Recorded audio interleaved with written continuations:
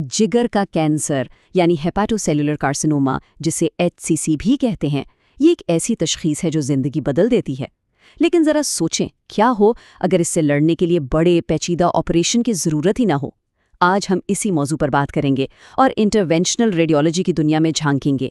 ये medical science की एक ऐसी जदीद शाख है जो कम से कम तकलीफ वाले इलाज के जरिए इस बीमारी के खिलाफ जंग का पूरा नक्शा ही बदल रही है। तो आज हम क्या देखने वाले हैं? हम इस पूरे सफ़र को समझेंगे, यानी तशखीस से लेकर इलाज और फिर सेहतयाबी तक, ताकि इस पेचीदा मौजू को समझने में आसानी हो।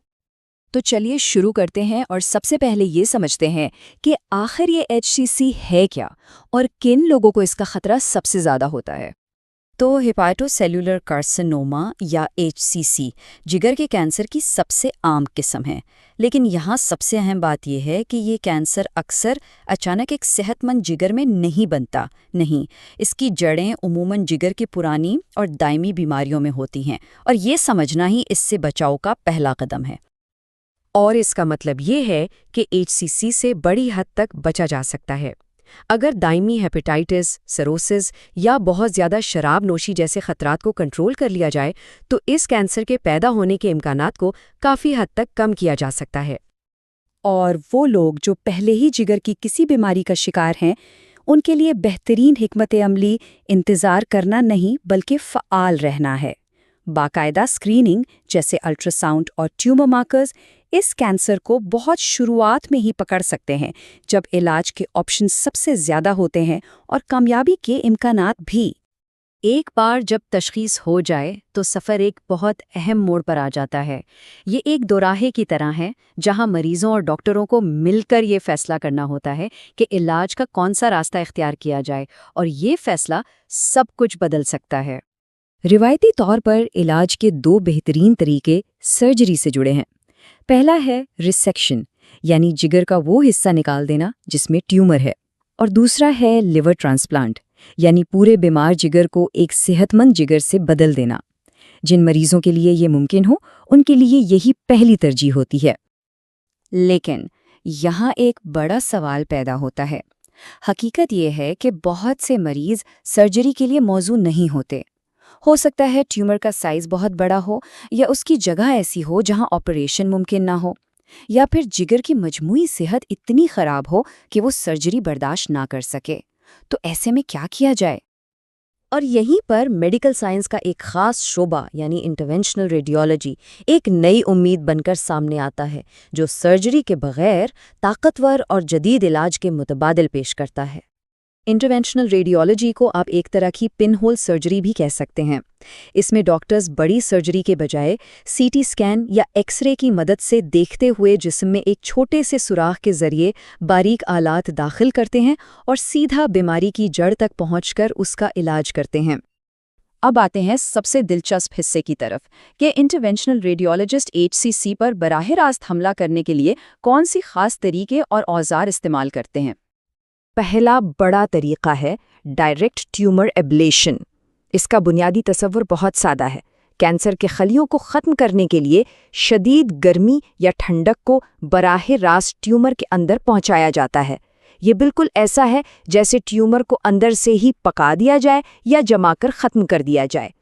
इस मकसद के लिए कई तकनीकें इस्तेमाल होती हैं, जैसे माइक्रोवेव और रेडियो फ्रीक्वेंसी एब्लेशन जो शदीद गर्मी का इस्तेमाल करती हैं, या फिर क्रायो एब्लेशन जो कैंसर के खुलियों को जमाने के लिए इंतहाई ठंडक का इस्तेमाल करती है। इन सब का मकसद एक ही है, ट्यूमर को जड़ से ख़त्म करना। अब आते हैं दूसरे बड़े तरीके पर, जिसे कहते हैं ट्रांस आर्टेरियल थेरेपीज़। ये हिकमत अमली बहुत ही ज़बरदस्त है। इसमें डॉक्टर्स ट्यूमर को खून पहुंचाने वाली शरियानों को ही एक हाईवे के तौर पर इस्तेमाल करते हैं, ताकि इलाज सीधा ट्यूमर तक पहुंचाया जा सके।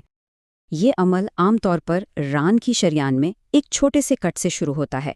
वहां से एक बहुत ही बारीक नाली, जिसे माइक्रो कैथीटर कहते हैं, शरियानों के रास्ते सफ़र करती हुई सीधा जिगर तक पहुंचती है, और फिर ठीक उस शरियान में दाखिल हो जाती है जो ट्यूमर को खून फराहम कर रही होती है, और वहीं इलाज पहुंचा दिया जाता है।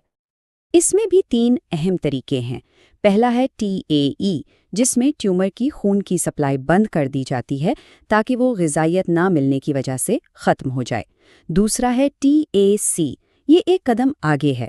یہ نہ صرف خون کی سپلائی روکتا ہے بلکہ ساتھ ہی کیموتھیریپی کی دوا بھی براہ راست ٹیومر میں ڈالتا ہے۔ اور تیسرا ہے TARE، جو تابکاری کے چھوٹے چھوٹے ذرات کو ٹیومر کے اندر پہنچا کر اسے اندر سے ہی جلا دیتا ہے۔ اور یاد رکھیں، یہ ٹیکنیکس اکثر اکیلے استعمال نہیں ہوتی۔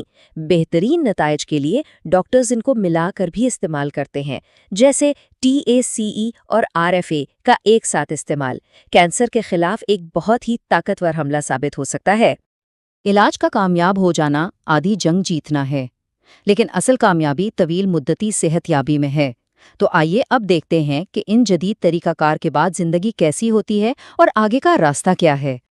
اعداد و شمار کافی امید دلاتے ہیں۔ مثال کے طور پر ایک تحقیق سے یہ بات سامنے آئی کہ TARE سے علاج کرانے والے مریضوں کی اوسط بقا تقریباً 22 ماہ تک بڑھ گئی۔ یہ صرف ایک نمبر نہیں، یہ ان علاج کی بدولت زندگی میں ملنے والا قیمتی وقت ہے۔ یقیناً نتائج بیماری کے اسٹیج اور علاج کی قسم پر منحصر ہوتے ہیں، لیکن یہ اعداد و شمار انٹرونشنل ریڈیولوجی کے حقیقی اثر کو ظاہر کرتے ہیں۔ علاج کوئی ایک دن کا کام نہیں، یہ ایک مسلسل عمل ہے۔